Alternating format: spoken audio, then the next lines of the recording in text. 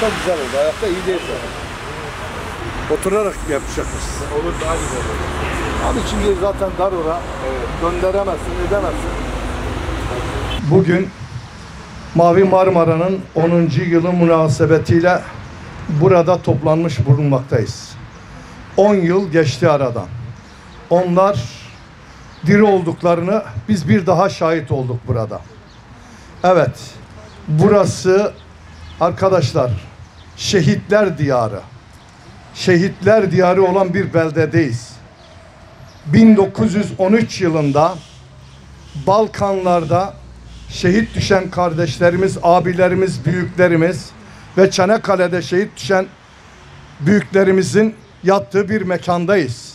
Ve ondan sonra 1979 yılında gençlikin önderi, Müslümanların idolü olan Metin Yüksel abimizin olduğu bir beldedeyiz. Tebârakallezî biyedihil mulk ve huve alâ kulli şeyin kadîrellezî halakal mevte vel hayâte liyebluvekum eyyukum ahsenu amelâ ve huvel azîzul gafûr الذي خلق سبع سماوات طباقا ما ترى في خلق الرحمن من تفاوت فارجع البصر هل ترى من فطور وجعلناها رجوما للشياطين وأعضدنا لهم عذاب السعير وللذين كفروا بربهم عذاب جهنم وبئس المصير إذا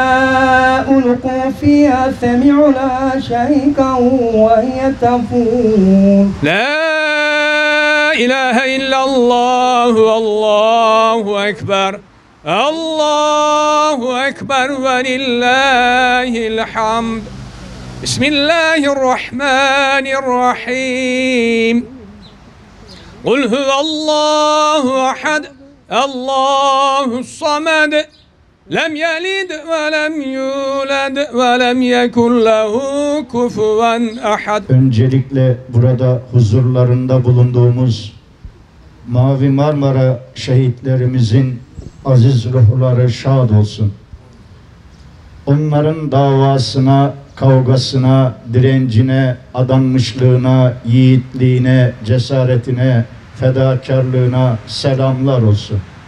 Onların kaldırdığı bayrağı, yükselttiği feryada ve Allah yolunda döktükleri tertemiz kanlara selam olsun. Değerli kardeşlerim, bugün Siyonist rejimin tarihteki en barbar katliamlarından biri olan Mavi Marmara katliamının 10. yılında, Mavi Marmara destanımızın 10. yılında, Mavi Marmara tarihi dönüm noktasının 10. yılında şehitlerimizin kabrinin başında şehitlerimizi anarken aslında biz İslam ümmetine karşı, Kudüs davasına karşı, Mescid-i Aksa'ya karşı olan vefamızı, kadirşinaslığımızı, sadakatimizi göstermek için buraya geldik. Şehitlerimizi anmak sadece bireysel anlamda şehitlere vefa değildir. Şehitlerimizi anmak, tarih boyunca kendilerini Allah yolunda kurban veren bütün azizlerimize değer vermektir. Şehitlerimizi anmak, yeryüzünün her bir tarafında hakkın hakimiyeti için, mazlumların ve Müslümanların savunulması için, İslam ahkamının ve mukaddesatının korunması için mücadele verirken candan baştan geçen yiğitlerimize vefa göstermektir. Bizler burada Bedirlerden Hayberlere, Uhudlardan Kerbelalara kadar tüm tarih boyunca cephelerde şehit olmuş tüm şehitlerin varisleri olarak buradayız. Bizler burada Abbas Musevilerden İmad Mugniyelere, Ahmet Yasinlerden Fethi Şikakilere, Cevdetlerden Furkanlara kadar Kudüs uğruna, Aksa uğruna adanmış, şehit olmuş, arş-ı alaya kanat çıkmış azizlerimizin varisleri ve takipçileri olarak buradayız.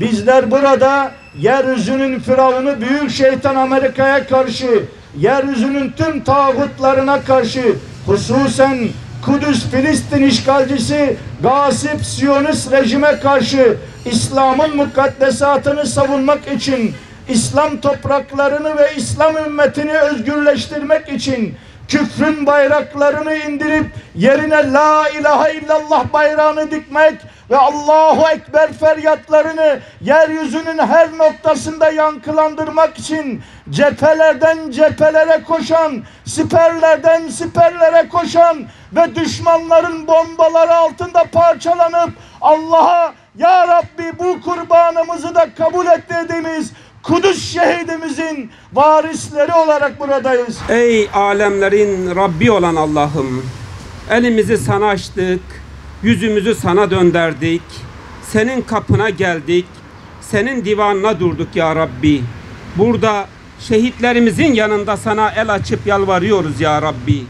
Ya Rabbel Alemin, ey bizleri yoktan var eden, bizlere bunca rızkı, bunca nimeti veren ve bizlere hidayet edip şehitlerin yolunu sürdürmeyi lütfeden Rabbimiz, sen bizleri bağışla ya Rabbi.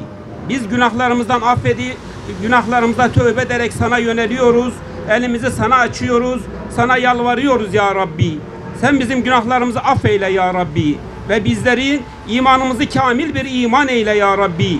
Amelimizi salih amel eyle ya Rabbi. Ya İlahel Alemin. Bizleri senin yolunda, senin rızan için çalışan, senin davanı, senin mesajını, senin kelamını ayakta tutmak için mücadele eden, yeryüzünde zulme karşı mücadele eden, tevhidin ve adaletin hakim olması için mücadele eden kullarından eyle ya Rabbi.